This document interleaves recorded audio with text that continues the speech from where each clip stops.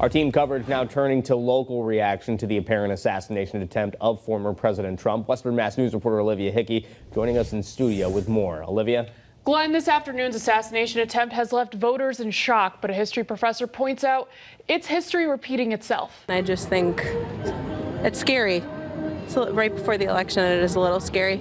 Voters across the country left in shock Sunday evening to learn the life of former President Donald Trump could have been put on the line again. The FBI stating they are investigating what appears to be an attempted assassination after authorities say Secret Service agents fired at a man with an assault rifle on or near Trump International Golf Course in Palm Beach, Florida.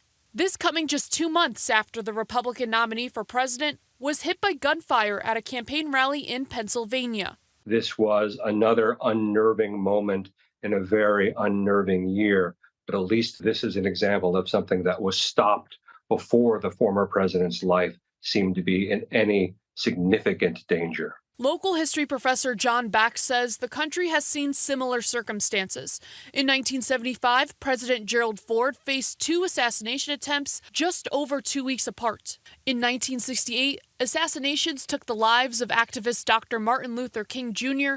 and politician Robert F. Kennedy. Instead of solving our differences at the ballot box, as we have done for hundreds of years, individuals, and in some cases groups, saw it that their best means of addressing the problems of the day was through violence.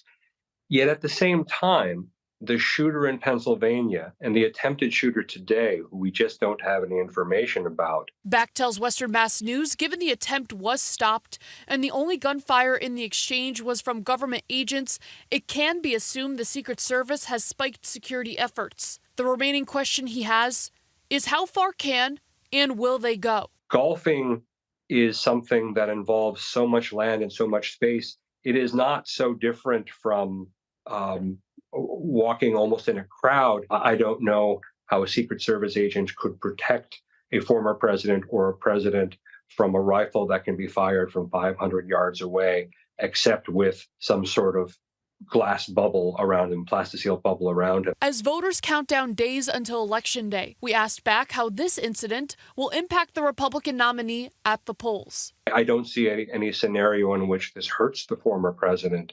His campaign is very much a message that he is fighting for his supporters, and he is using terms like war and using terms like surrender. He put out a fundraising email a few minutes ago in direct connection, saying that his campaign will continue, will be redoubled by this, and that nothing will stop him.